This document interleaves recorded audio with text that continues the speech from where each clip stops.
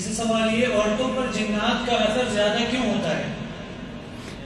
اچھا، بڑا جو مردوں پر بھی زیادہ ہوتا ہے. میرے پاس تو مرد بھی اتنے ہی آتے ہیں، عورتیں بھی آتی ہیں. ہاں، نبی علیہ السلام صلی اللہ علیہ وسلم نے فرمایا جب عید کا خطبہ دے کر مردوں سے آپ عورتوں میں گئے تو آپ نے فرمایا اللہ کی بندیوں، میں نے دوزخ میں تمہاری تعداد زیادہ دیکھی، اس لیے کہ تم نہ شکری ہو.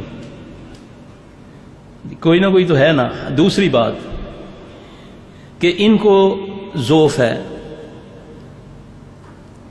ماہواری کا، ان سے بے احتیاطی ہو جاتی. ان کے بال ہوتے ہیں لمبے، یہ بالوں کو کیا کرتی ہیں بغیر ایسے لپیٹا، بجا سا بنایا، اس کو پھینک دیا. ایک جڑ سے نکلا ہوا بال جو ہے نا جادو کے لیے بہت بڑی قیمتی شے ہے نا. وہ جن کے ہاتھ میں آ جائے، ایک اس کا پھینکا ہوا گندا کپڑا کسی جن نے سونگ لیا یا اس کے پاس چلا گیا تو گیا، پھنس گئی وہ بیچاری. اس لیے ان چیزوں کو جب بال اپنے وہ کنگھی سے اتارے تو اس کو بجا بنا کر نہ پھینکے، اس کو کاٹ دے. کاٹے ہوئے بال پر جادو نہیں ہوتا، جڑ سے نکلے ہوئے بال پر جادو ہوتا ہے. تو ذوف بیچاری کو بس اللہ تعالی ہم سب کو معاف فرمائے. اب مردوں سے عورتوں سے زیادہ ہم نکلے ہوئے ہیں، مرد نکلے ہوئے ہیں.